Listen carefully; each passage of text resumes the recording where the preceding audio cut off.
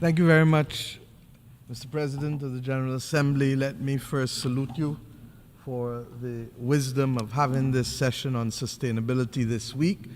The truth is that there is really no more pressing topic for the majority of the world's population to have our countries settle. And on this particular issue, the issue of debt is the one that gives us the greatest stress.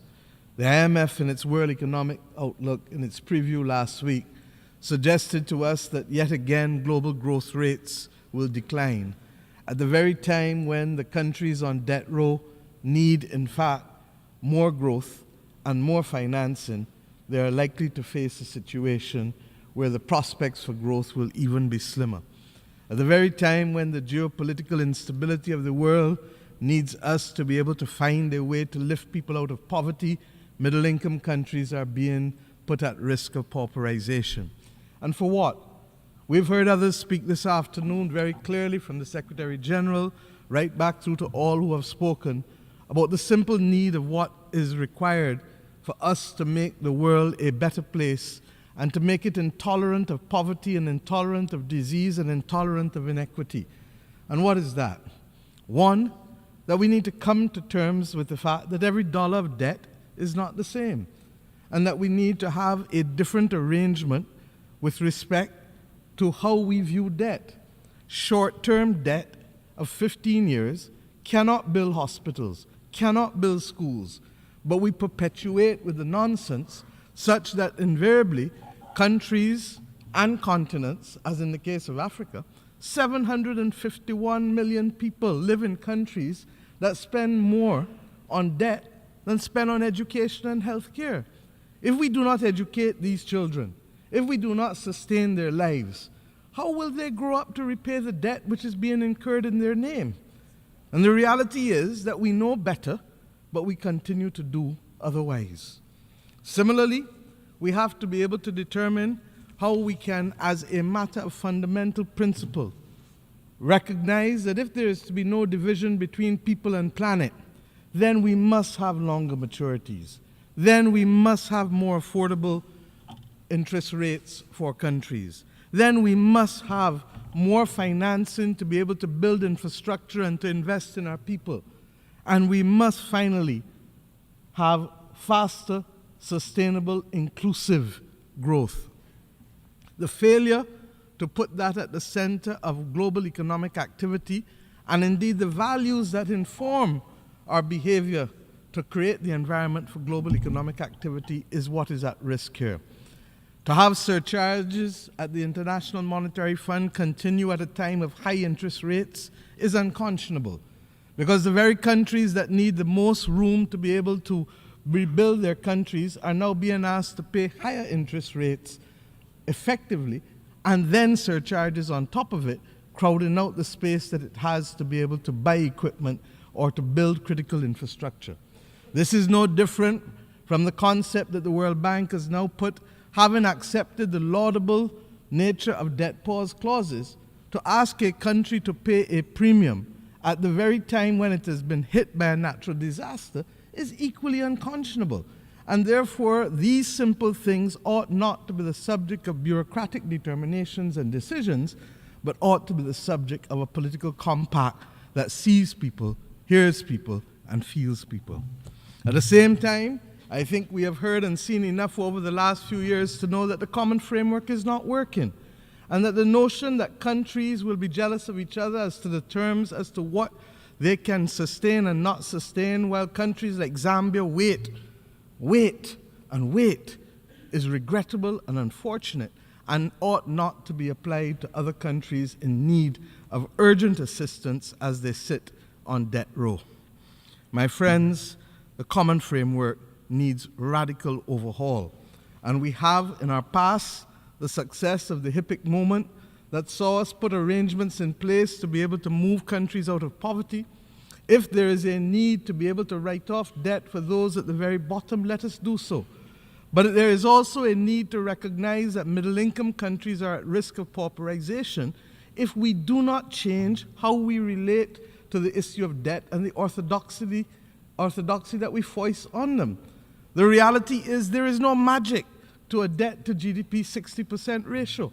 But yet we foist it on countries in the context of an IMF program or in the context of credit rating agencies determining whether debt is sustainable for countries, irrespective of the fact that there may be no investment to be able to allow those countries to withstand the ravages of the climate crisis and to build resilience so that less people die and more livelihoods are saved when they are in fact hit by a climate crisis that they did not contribute to, or a pandemic that they did not contribute to.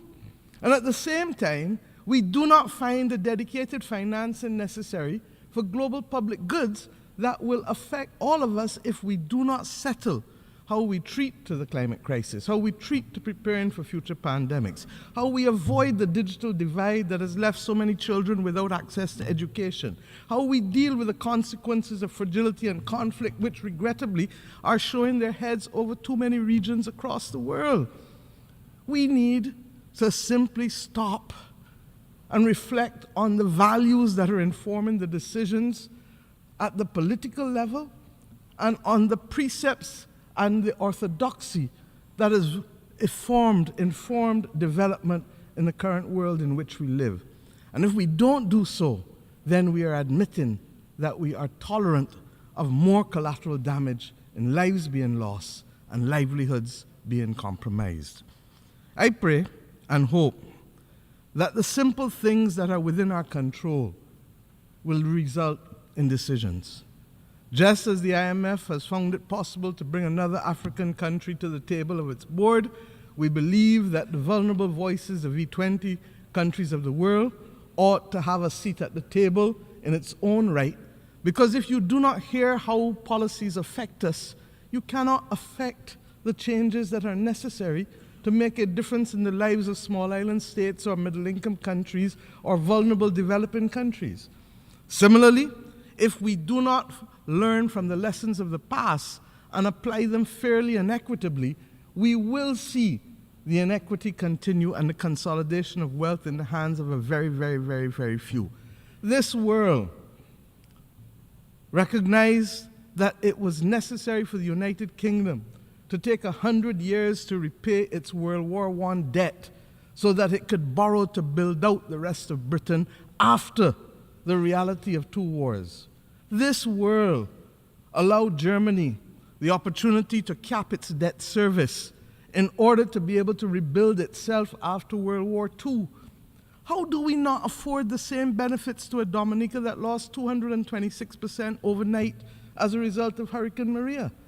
How do we not have the same principle when countries in Africa continue to be hit in the season of superlatives, from drought to floods to the most awful circumstances related also to public health crises? Man-made values can change, and political decisions can bring about that change. I hope, Mr. President and Secretary General, that your focus this week on sustainability, your focus later this year on the Summit for the Future, the reality of what has happened in the world over the last few years will bring us to a level of understanding that the power imbalance is choking us. The Bible speaks of being unequally yoked and that we should not aspire to being in that position. But the reality is that the financial system has become a means to suppressing the capacity of countries being able to provide for their people. Finance was never intended to be an end in and of itself. It works only for the very, very few ultra-rich.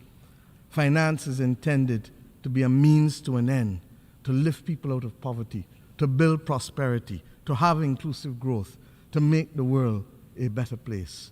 And I pray that this continued discussion and focus will allow us to see change at a more rapid rate than we have seen them. We give thanks for the natural disaster clauses, but not for the premium or fees that must be attached to them.